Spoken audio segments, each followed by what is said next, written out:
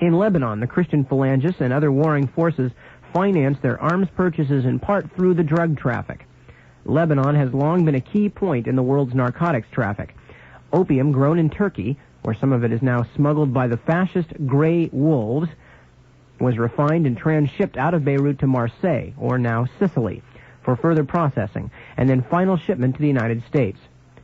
Lebanon is also a source of other drugs. Muslim farmers in the Bekaa Valley, near the Syrian border, grow hashish in profusion.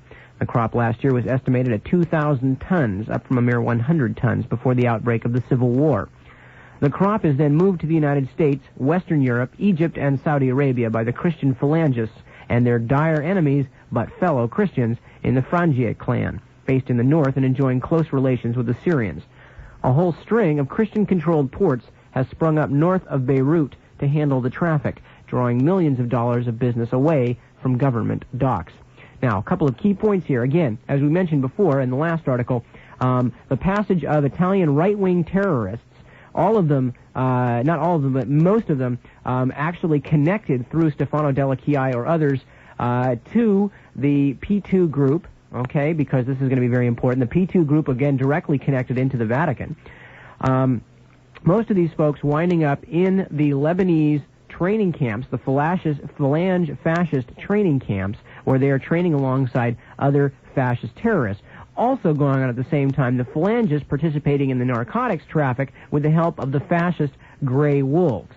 The Grey Wolves we will talk about more later. Needless to say, they are going to be very important because Mehmet Ali Agha, the would-be assassin of the Pope, was himself a member of this Turkish Nazi organization, the Grey Wolves. And again, their involvement in the drug traffic coming out of the Middle East, very important.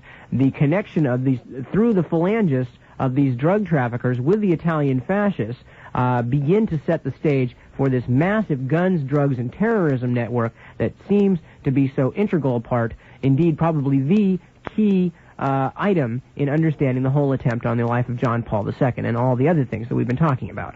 Now, we'll be talking about the Grey Wolves at greater length next week. We'll talk about, review a little of the material that we talked about in Radio Free America number 14. By the way, for people who would like to review some of the history of the Pan-Turkist movement and its connections to Turkish fascism and international fascism today, also specifically the World Anti-Communist League, check Radio Free America number 14. Okay, I just want to mention, broadcasting from Foothill College, this is KFJC, Los Altos Hills.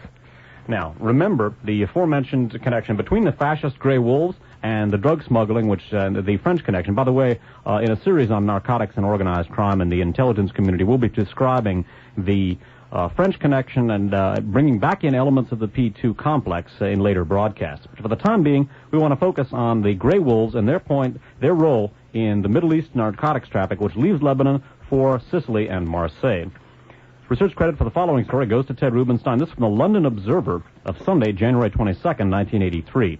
The article is written by Kenneth Mackenzie in Turkey, and it's headlined, "Link is sought between Pope and a murder." And now we begin to get into the actual, some of the substance of the Pope shooting itself, or connections thereof.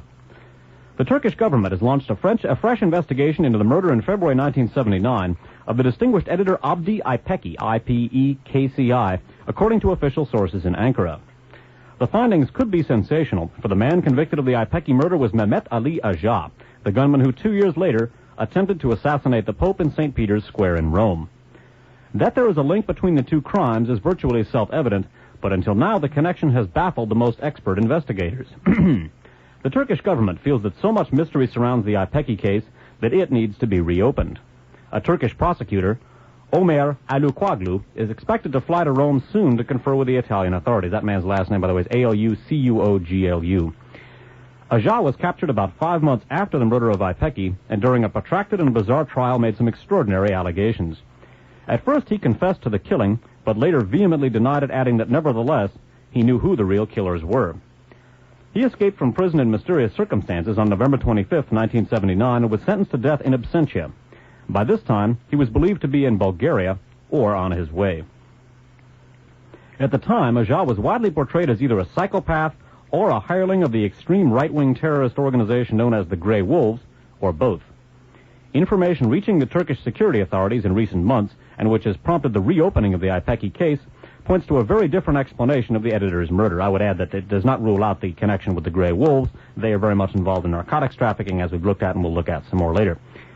Continuing with the article, there is strong circumstantial evidence, which the Turkish investigators will now have to sift carefully, that Ipeki's assassination was planned by the now notorious Istanbul Mafia, the underworld fraternity of heroin and arms smugglers who in the past month have become implicated in the plot against the Pope, and those links with the Bulgarian authorities are conclusively established. Before his death, Ipeki, a social democrat, was planning to publish in his daily newspaper Millet a series of articles exposing the gangsters. Experts following the case are now convinced that the Mafia wanted him eliminated. Even more sensational, but by Turkish standards at that time totally credible, is a report that prominent Istanbul businessmen working with the Mafia were planning to take over Millet, the country's most influential newspaper. Ipeki is known to have resisted these moves. The link between Mafia arms smugglers and the Bulgarian authorities has inevitably stirred speculation about a Bulgarian connection in the Ipeki murder, but that remains unproven. Ironically, several of the Mafia leaders suspected of involvement in the plot against Ipeki originated from or had close connections with Malatya province in eastern Turkey. This is the area where Aja was born and spent his formative years. That tends to reinforce a theory that the Mafia took him over as their hireling after he established himself in Istanbul. So the key points from this article basically are the indication that Abdi Ipeki, the assassinated editor of Millet, apparently killed by Mehmet Ali Aja, had run afoul not only of right-wing Turkish businessmen, but more specifically for our purposes here, he had run afoul of Turkish drug smugglers, and who in turn are involved with transiting their wares through Bulgaria. Now, the implication of this article is that Ipeki had become a thorn in the side after publishing articles about these drug smugglers, and that they combined with the right-wing businessmen who wanted to drive Millet's political views to the right to have Abdi Ipeki assassinated. In this scenario, Ali Aja basically is committing the assassination on behalf of drug smugglers who are operating out of Turkey but very influential throughout the Middle East. That obviously is not inconsistent with the role of the fascist Grey Wolves in smuggling drugs, and it's worth bearing in mind for our purposes, because we're going to take a look at the role of the Stibam Arms for Drugs ring in the Pope shooting later in the broadcast. Okay, we're going to follow up on this a little bit, reading from a segment of an article in the Middle East magazine for July 1981. The article is headlined, How Aja Was Used. Aja's first victim, Abdi Ipeki, was a liberal, well-educated, internationally popular Turkish journalist. He defended democratic rights and condemned all kinds of extremism, especially terrorist movements. Millet was one of the most reliable daily newspapers under his editorship, but very soon after his death it became right-wing. It began to publish articles praising military prisons and defending NAP militants. And, of course, NAP, the National Action Party, the neo-Nazi organization that Aja belonged to. It is now clear that Ipeki was the victim of the extreme right, and that Aja could not have survived in Europe spending thousands of dollars if an internationally organized group did not support him. In West Berlin, in particular, NAP exported, quote-unquote, militants are so well organized that they can send reports to their bases in Turkey about the activities of leftist groups in Germany and elsewhere in Europe. So now the story is beginning to form. Now here on one hand we can see that Mehmet Ali Aja is a member of the Nationalist Action Party, a Nazi organization or a neo-Nazi organization, a fascist Turkish organization. These Turkish fascists are directly involved in the drug trade coming out of Lebanon and Turkey and running into, among other places, most notably Sicily and through through Europe and into the United States.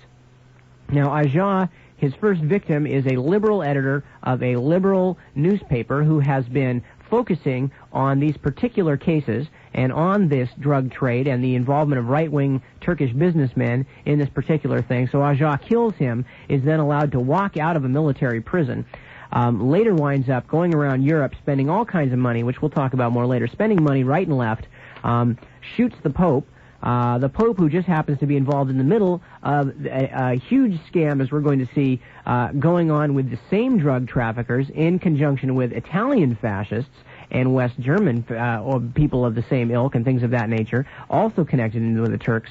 All of this is going on, and yet we are going to be told by people like Claire Sterling and Michael Ledeen that, in fact, that this is all a KGB plot. But right down the line, we were seeing that everything that's been done where we can ascertain any benefit that has accrued to anybody politically, it has accrued to the right wing, to the drugs and guns smugglers, to the terrorists, and to the fascist organizations.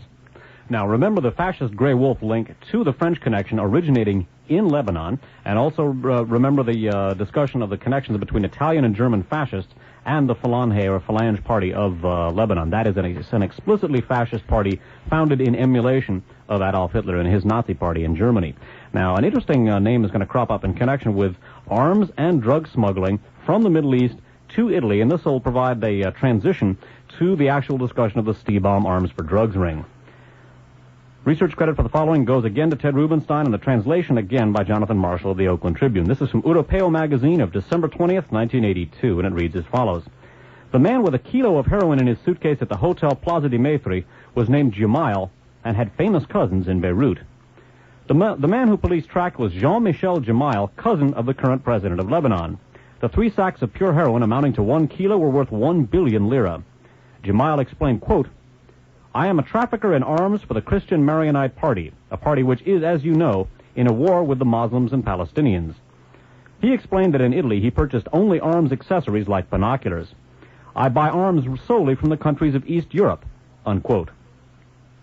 All this happened the 9th of April, 1980, before the Jamals were in power, and before the investigation at Trento uncovered the huge guns for drug ring. That, by the way, is Stibam. 2 months after the arrest on June 12, 1980, the ambassador to Rome from Lebanon wrote a letter to the head of the Venice prison to explain, in case it wasn't known, that Jean-Michel wasn't just anybody. Other letters followed. They explained that Jean-Michel had 8 brothers and 3 sisters. George was a priest and head of the Christian community in Lebanon. Paul headed the energy ministry in Lebanon. Eugène was responsible for social development. Pierre headed one of the biggest insecticide companies in the Middle East. And then there were the cousins Bashir and Amin, who became presidents of Lebanon. So the cousin of the president of Lebanon is being held in Italy for a huge heroin and arms smuggling racket that he was involved in, and they raised the question here that this happened before the discovery of the huge arms for drugs ring at Trento. That arms for drugs ring at Trento is Stibam, and again the possible connection with the Jamal family, and in turn the collaboration between the Phalange, Italian fascists, and Grey Wolves in the Middle Eastern drug and arms smuggling should be borne in mind, because now we're going to get into Stibam proper. And now also, as we were talking about in the Vatican Bank in terms of the financial manipulations of Sindona and Calvi, we were talking about millions and millions of dollars, and as you will see, when we start to look at Stibam and the kinds of amounts of money and products involved, we are talking about billions of dollars, a worldwide network of arms, drugs, and terrorism on a level probably not seen before on the face of the earth. We're talking huge. This article is from the San Francisco Examiner for Thursday, November 25th, 1982. It's headlined, Biggest, in quotes, Arms Ring Busted. Subheaded, Italian Swapped Copters, Tanks for Heroin. Dateline, Varese, Italy. UPI Wire story. Investigators cracked what was called, quote, the world's biggest illegal arms trafficking organization that sent millions of weapons to the Middle East in return for heroin and other drugs. Judge Carlo Palermo, in charge of the investigation, said yesterday that the arms the organization sent to various Middle East countries included helicopters, German Leopard tanks, and machine guns. I should just mention that a little later on the broadcast we'll find out that there were weapons even more impressive than Leopard tanks and helicopters involved. Continuing with the article. In return, the Milan-based organization brought into Italy heroin and other drugs through agents in Turkey and other Middle East countries, the judge said. He said most of the drugs went to Northern Europe, but some also went to Southern Italy and Sicily, where the mafia runs a multi-million-dollar racket smuggling drugs to the United States. Quote, we have cracked the world's biggest illegal arms trafficking organization, which had Milan and the Middle East as its terminals, unquote, Palermo said. Making another insert, when they say they had Milan, it had Milan as its headquarters, as we will find out later in the broadcast. Not only did it have Milan as its headquarters, but it had a very specific and very interesting, for our purpose, building as its headquarters in Milan. Going along with the article. Quote, over a period of years, they sent millions of war weapons, including heavy tanks and helicopters, to the Middle East for which they were paid in narcotics, unquote. The judge said 41 members of the ring have been arrested and would face trial in February. Arrest warrants have been issued against another 159 suspects, but action on these would depend on the outcome of the continuing investigation, he said. The investigation started in December 1980 as a routine check into drug running in the Milan area. A Turk named Asim Akaja reportedly gave police information that led to the discovery of 310 pounds of heroin buried in zinc packets near a villa in Bolzano and a hotel in Trento in the Alpine region of northeast Italy. But the judge said the full extent of the arms for drugs ring emerged only recently when police arrested Henry Arsan, A-R-S-A-N, age 70, a Syrian in Varese. Judge Palermo described Arsan as, quote, a big shot in the world scene of arms trafficking. Police also jailed Arsan's Italian wife, Giovanna, age 54, on charges of taking part in illegal arms and drug trafficking. From documents found in Arsan's possession, police located the headquarters of the ring in an import-export company in Milan called Stibam, S-T-I-B-A-M, Stibam International Transport.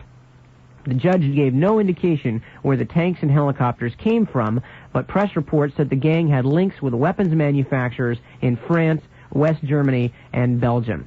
Okay, a couple of points to make. As we will find out, not only France, West Germany, and Belgium, but they had intense and very close and, in fact, governmental ties with arms manufacturers in the United States.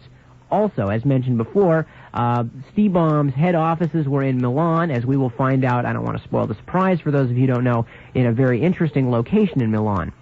Okay, and remember Henry Arsan and the name Stibam, because those are the main focuses foci for the rest of the broadcast. The day after the article Nip just read you appeared, specifically November 26, 1982, the following article appeared in the same paper, the San Francisco Examiner. On 11/26/82, the Examiner ran this story, an AP story out of Milan, under the headline, Did Big Italian Bank Finance Arms Gang? And the subhead is, Smugglers Had an Office in Its Building. It reads as follows. Italian police are investigating whether the scandal-plagued, bankrupt Banco Ambrosiano financed an international gang of arms and drug smugglers, says Italian TV. Police began questioning bank officials yesterday after it was learned that the smugglers, described by a magistrate as the largest world organization of illegal arms traffic, unquote, had an office above an Ambrosiano branch in Milan, the state TV channel RAI said. I would interrupt that is the main branch, the headquarters of Banco Ambrosiano. Continuing. The former vice president of the Ambrosiano, Roberto Rassone, denied that the bank was involved, RAI reported. Investigators said the gang furnished Middle East countries, including Iran, with arms exported illegally from Europe and the United States. It named no other countries. Helicopters and armored cars were exported illegally in exchange for narcotics, the investigating magistrate Carlo Palermo was quoted as saying, and the drugs, mainly heroin, were then sold in Europe. Police captured the alleged head of the gang, Henry Arsan, a 70-year-old Syrian, and his Italian wife, Giovanna, 54. The magistrate said they were charged with illegal traffic of arms and narcotics. Arsan owned a hauling company that occupied offices rented from Banco Ambrosiano in Milan and served as a front for the gang, police said. Warrants are out for 200 other suspected members of the gang, including several Greeks, Turks, and Yugoslavs, Palermo said. During a 2-year investigation, police discovered that the gang had invested proceeds in banks in Austria, West Germany, and Switzerland. Police began working on the case in 1980 after a Lebanese Turk named Asim Akaya tipped off his brother, a police officer. Other press reports said that the smugglers were working in collaboration with the Sicilian mafia. So, this huge arms for drug smuggling ring, and bear in mind Mehmet Ali Aja and the Grey Wolves' connections to drug smuggling from that part of the world and the speculation about the Abdi Apeki murder, Arsan's arms for drugs ring, the largest illegal arms exporting operation in the world, is not only located right above Banco Ambrosiano's headquarters in Milan, but is rented from Banco Ambrosiano. It was from the windows of that building that Roberto Calvi's secretary and the late unfortunate Alberto Della Ca basically they went from the windows, whether of their own volition or somebody else's, as appears probable. We'll probably never know for sure. This same bank building, the Milan Ambrosiano headquarters, it had a office for the man named Roberto Rassone, who was shot in an assassination attempt outside those headquarters. We'll be talking about the people Abruzzati and Balducci again in just a couple of minutes.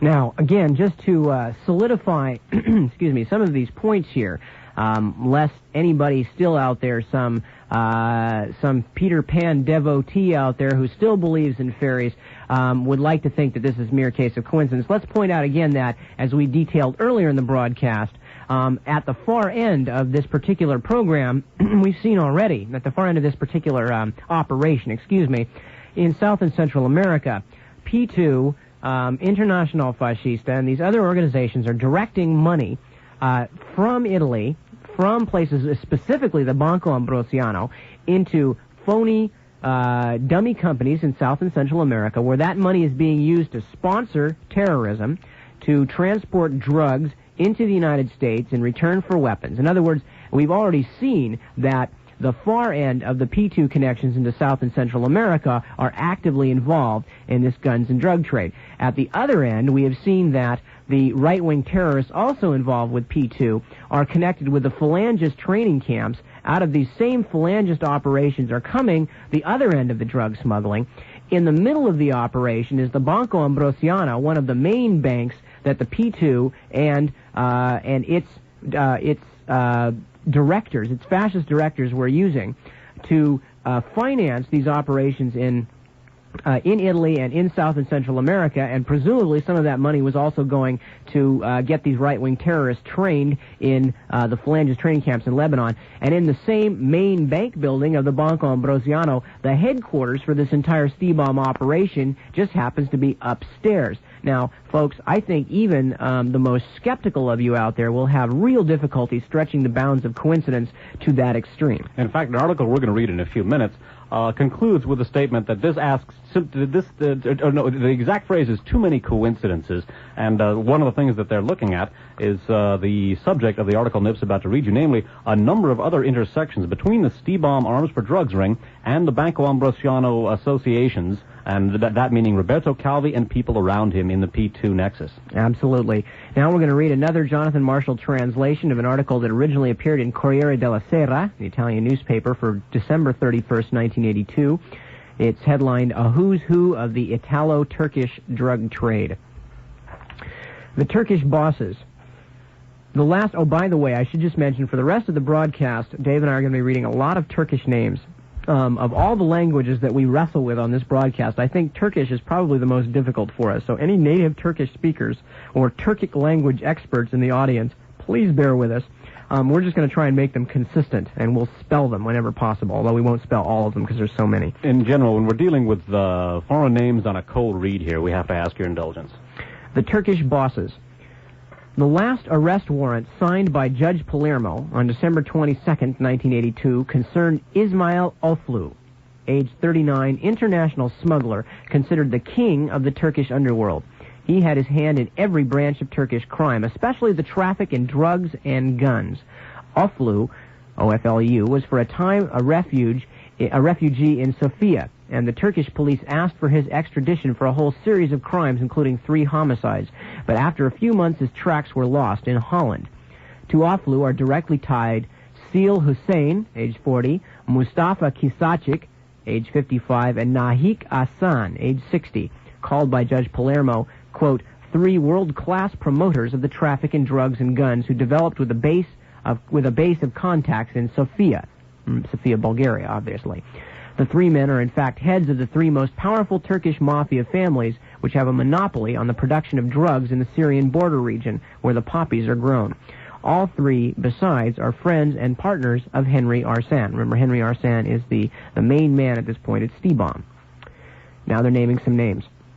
Salah al-Din Waqas, W-A-K-K-A-S, represented the Turkish families in Milan, was based in a luxury apartment downtown. Many were his business contacts with Arsan, and above all with Karl Koffler, Herbert Oberhofer, and Gerlando Alberti, whom he met several times in Milan.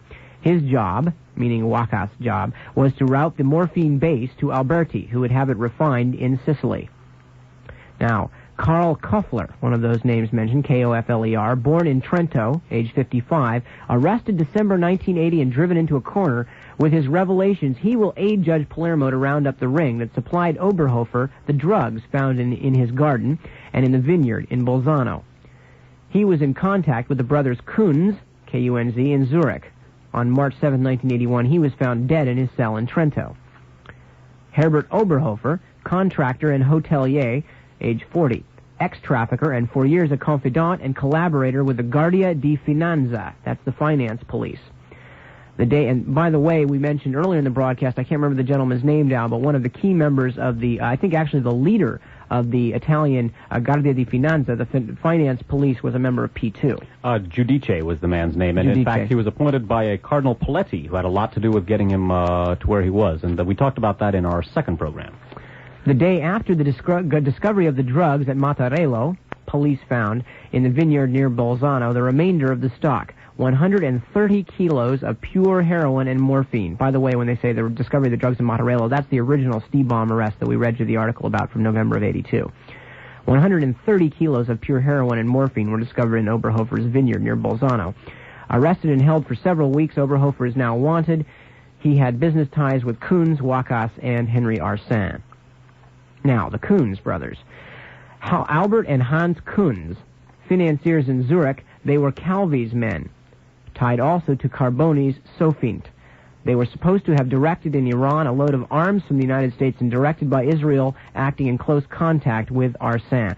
And if I remember correctly, Hans Kunz was in London meeting with Calvi the day before he was found dead. The exact chronology of Calvi's travels just before his death, I forget, but both Kunz brothers were contacted by Calvi on, I guess you could call it Calvi's last ride. Right, exactly. No, they were actually in London, as I recall from the stories, with Calvi. Anyway, so that's the Kunz brothers, but notice again now, the Kunz brothers in close contact with Arsène, also in close contact with Roberto Calvi, P2 member, confidant of popes, and chairman of the Banco Ambrosiano. Okay, so if you need to tie that knot any tighter, there's another contact right there. It'll be tied still tighter, but also be worth noting here what happened to Karl Kofler. He was an alleged prison suicide. He managed to commit suicide by thrusting himself through the heart with a long, sharp needle. That's another one of these very suspicious suicides in connection with this case. Gerlando Alberti of Palermo, age 55, ex-lieutenant of Luciano Liggio. Get back to Liggio in a second. By 1980, Alberti had control over the entire traffic in drugs to the U.S. He was arrested thanks to the investigation of Boris Giuliano in connection with the discovery of the huge heroin refineries at Cinisi and Punta Raisi. In Milan, Alberti had ties to Wakas through his lieutenant, Angelo Marai. Now, Luciano Liggio was the head of Anonima Sequestri, which was a mafia kidnap gang that was also working for the right wing and involved with the strategy of tension, and what had originally begun as a program for kidnapping businessmen and holding them for ransom expanded into a program that was a part of the strategy of tension. Now, it was through the investigation of the Anonymous Sequestri with links to the Mafia, to the P2, to Western intelligence. It was through this investigation that Judge Accorcio had come across the P2 Lodge and had begun investigating the P2 Lodge. Judge Accorcio was then assassinated by the aforementioned Pierluigi Conchicelli of Ordine Nuovo and Internazionale Fascista, as we looked at last week, acting at the behest of Stefano Della Chiai. Okay. Continuing. Domenico Balducci, mafia boss, tied to Alberti, for whom he was the Roman representative of the traffic in drugs. He was a business partner of Flavio Carboni, again, Flavio Carboni, intimate of Michele Sindona, and later partner of Roberto Calvi. Balducci was a business partner of Flavio Carboni in the Punta Volpe real estate project in Sardinia, which asked Ambrosiano for a loan of 6 billion lira.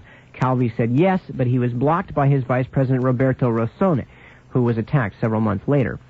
Balducci was sought by police at the end of 1978 for having signed bank transactions of dirty money, originating in kidnappings and drugs, from which Palermo and Naples ended up in Sindona's Amancourt Bank in Switzerland. He was assassinated in Rome in front of his house on 16th of October 1981. Now, it's being explained right here, so I'll go ahead. Danilo Abrucciati, killed April 26, 1982 in Milan while trying to shoot Roberto Rossone. Boss of the Roman underworld, especially drugs and extortion, former member of Anonima Sequestri, again, that's the Luciano Liggio group we were just talking about, of the Marseille gang Berenguer and Bergamelli, was in business contact with Balducci and Diotta Levi, the latter of whom was a partner of Calvi and present in Zurich at the moment of Calvi's flight. With a police record and now wanted, Diota Levi is another key man in the connection between the Roman underworld Chicas had the Vatican Bank involved in, are not only involved in these financial scandals, which are bad enough in and of themselves, but are involved in the world's biggest fascist-oriented guns for terrorism network, Stibam. And we've seen now the net has drawn so tight as to be inescapable. There are no more coincidences. Stibam is a direct contact, if it's not actually a direct arm, of the P2, as is the Banco Ambrosiano at this point. And it should be noted that P2 itself involves a much, much larger context involving international fascism, Western intelligence, and the CIA and other U.S. intelligence agencies in particular. We're going to be talking about that in connection with Stibam a little later. Still another connection between the Banco Ambrosiano P2 complex and Stibam is carried in the following story. Again, research credit to Ted Rubenstein, translation Jonathan Marshall. This is from the Italian news magazine L'Espresso of the issue of December 12, 1982. The headline of the article is Amid Arms and Drugs Between Sofia and Brescia. Skipping down in the article, talking about Stibam here. Arsan comes from a noble family and was in Italy for 20 years. Undisturbed in his traffic despite being known at the time to the DEA. Remember that, we're going to come back to it. His telephone began to spill important information. It made clear that the little old man had his hand in the international arms trade, but it didn't clarify where the arms left and where they ended up. That mosaic began to come together at the beginning of the year when police, listening in, learned a new name long known to them, Renato Gamba, last name G-A-M-B-A. An armorer with a factory in Valtrompia in the province of Brescia, Gamba was known for his production of precious small caliber, that's valuable, it really would be a better translation, of valuable small caliber pistols and hunting rifles. Who would have ever expected someone like that to be involved in the traffic in armored cars and assault helicopters? But sure enough, one day at the beginning of summer, he left for that temple of intrigue, the Hotel Richmond in Geneva. The task assigned him by Arsan to find, for an anxiously awaiting buyer, 20 armored cars, 25 tanks, and 10 helicopters. Police intercepted calls between Gamba in Geneva and Arsan in Milan.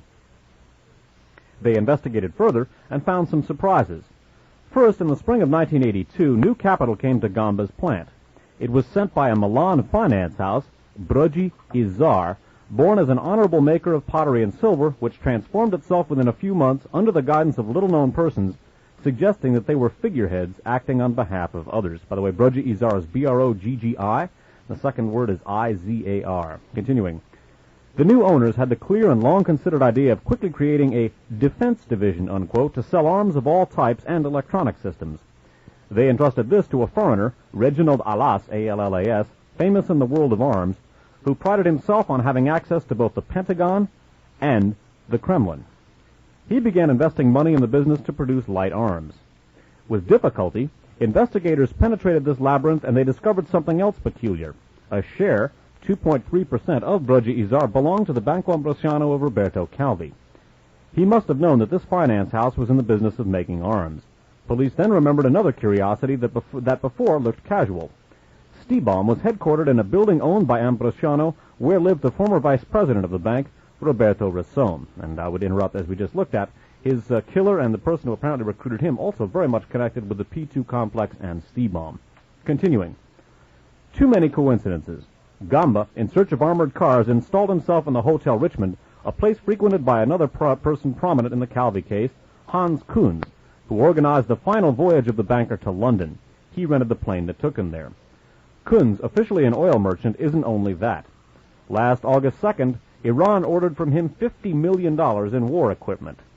So, in the case of Henry Arsan here, one of his associates, and a person who apparently did his bidding at least certain occasions, is a man named Renato Gamba. Gamba's formerly manufactured commercial firearms, that is, valuable pistols and hunting rifles, decides to get into the military armaments business, and in so doing, he's financed or refinanced by an organization, Bruggi Izar, which was described as being very, very mysterious in this article. Bruggi Izar has capital participation, albeit only 2%, by the Banco Ambrosiano of Roberto Calvi, in whose headquarters building Stibam is also headquartered. Okay, now, excuse me, a very short section of an article here from Corriere della Sera. The motor functions are going already.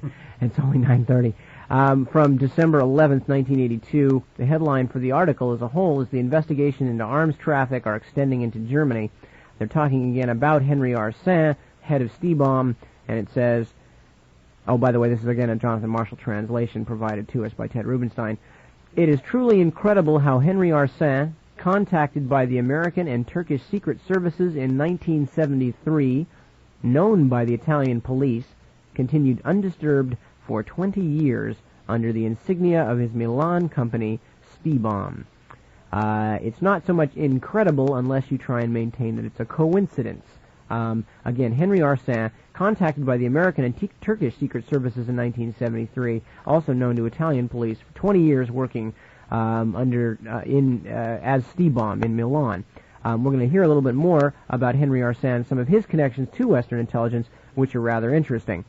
First, however, we are going to take a short break and give you all a chance to get up and stretch, those of you who are listening all the way through. And since Dave and myself have no choice but to be listening all the way through, we're definitely ready to get up and stretch. And we're going to stretch our minds and our vocal cords and our lips and tongues, too, which are getting taxed badly here. That's right. See if we can develop that facility that we, of course, one of the world centers of arms shipments. I thought that might also be appropriate. And what we are talking about, of course, is so far to date the biggest guns and drugs operation yet brought to light, that being Stibam, S-T-I-B-A-M, and that being an operation apparently directly under the control, or at least largely under the control, of those fine gentlemen at the Propaganda Due Masonic Lodge, notably people like Licio Gelli, Michele Sindona, Umberto Ortolani, Roberto Calvi, and others. And as we mentioned, Henry Arsin's main office of Stibam, located in the Banco Ambrosiano building in Milan, that same building where once the scandals started breaking, people went flying out the window there like popcorn. We've talked about that a little bit tonight. But more importantly, again, we're talking about a vast circuit of terror, I guess you could say, starting with the drug traffic of the Middle East, most notably Turkish and Lebanese drugs, opium, heroin, antecedents, being transshipped by the Phalangists with the help of the Turkish fascist group, the Grey Wolves, into Italy, into Sicily, and processing plants there, and going thence to South and Central America, up into the United States, at which point they're exchanged for weaponry, and the reverse circuit begins. This is, of course, very important because all along the way money is being made. This is also an organization that is run entirely by right-wingers, and it seems to be being used mostly to profit right-wing organizations, right-wing political factions, and whole right-wing governments. We talked earlier about how some of the profits were probably used, one of those areas being Operation Condor, in which some of these groups, these governments in South America got together and basically developed sanction units for the elimination of their enemies. Not a new concept, but one brought to perfection by people like Stefano Della Chiai and other P2 hitmen extraordinaire. In the section that we just concluded before the break, we looked at a number of different connections between the Stibam Arms for Drugs ring and the P2 nexus. We looked at a capital participation by Banco Ambrosiano in one of the key arms suppliers, and Arsin Associates, Renato Gamba. We took a look at an intersection of a lot of people, Danilo Abruzzati, Domenico Balducci, and a whole bunch of other people associated with Roberto Calvi, Flavio Carboni, and others, and their connections to Stibam. Just before the break, Nip read a short section of an article in which it basically, the statement was made that it was truly remarkable how Henry Arsin was able to continue undisturbed for nearly 20 years despite being known to the authorities. Well, during this section of the broadcast, we're going to get into some of the international connections of Stibam and the influences of some of the other people, some of the other Stibam elements beside the P2 complex that we just delineated. Again, research credit for the following story goes to Ted Rubenstein, translation Jonathan Marshall. This is from Panorama, the Italian magazine Panorama of May 9th, 1983, and it's an interview with Judge Carlo Palermo, the magistrate investigating Stibam. It quotes him as follows. The common link among the small and big traffic is Henry Arsin, a Syrian who frequently stayed in Italy and who had interests in many import-export businesses. He was involved in drugs and was at the same time a collaborator of the DEA, the American police specializing in the fight against drug trafficking. A man of 1,000 commercial ventures, never scorning the sector of arms. One of the things that we've looked at in the past on our programs and we're going to be looking at at great length in our series on organized crime, narcotics, and the intelligence community, is how the DEA and other American drug enforcement administrations have, and in fact, or agencies, I should say, have in fact been used to traffic drugs as well as to quote, enforce against their distribution. And here we have Henry Arsan, according to the judge who investigated this, a collaborator of the DEA. And Nip's about to read you a short section of an article which will delineate at greater length the DEA connections of Henry Arsan. Okay. Reading from, again, Corriere della Sera, and a short segment from an article of December 16th, 1982. On 5th of August, 1973, an agent of the DEA and a special Turkish agent made contact with Arsan. The American was Thomas Angioletti. Says a document from the Italian Interior Ministry, quote, "From that moment, Arsan collaborated with our offices in Rome and Milan, from which he obtained various permits with the help of the agent, to obtain 100 kilos of morphine base from Ismet Sil and Mustafa Cyril." It seems that Arsan played a double game, though, going from a liquor and cigarette smuggler to big-time heroin dealer. So on the 5th of August, 1973, interestingly, 1973 is the year that a lot of these things start happening. 1973, I think, is also the year that Muammar al-Gaddafi took power in Libya, and we talked about some earlier events that started in 1973. But in 1973, an American DEA agent, Thomas Angioletti, got together with Henry Arsan, and with the help of Angioletti, Arsan was able to obtain 100 kilos of morphine base. Now, 100 kilos of morphine base, when translated into heroin, I have no idea how much it would be. It would be an incredible quantity of heroin, just a mind-staggering amount. Okay, now the DEA operations of Henry Arsan are worth keeping in mind, because now we're going to be getting into not only some American connections, but specifically connections between Stibam and American intelligence and national security elements. And those connections are massive. Also, we're going to hear about a name of a certain former Hollywood movie actor turned politician who's also going to crop up in connection with this series of figures.